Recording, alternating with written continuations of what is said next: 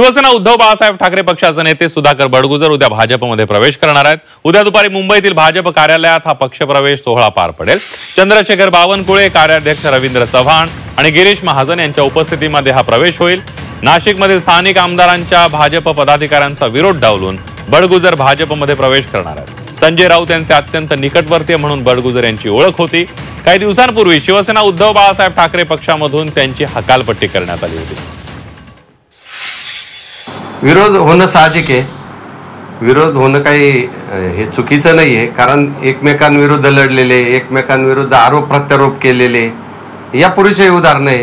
राणे साहेब आहे, पिता पुत्र आहे, ते विरोधात होते त्यावेळेस विरोध होता, पण आज ते भाजपच्या रचनेत येऊन ते काम करताय, तर तो विरोध असेल। परंतु पक्षाचा जो निर्णय झालेला राहील केंद्रीय आणि राज्यस्तरीय, त्या निर्णयाप्रमाणे प्रवेश होणार।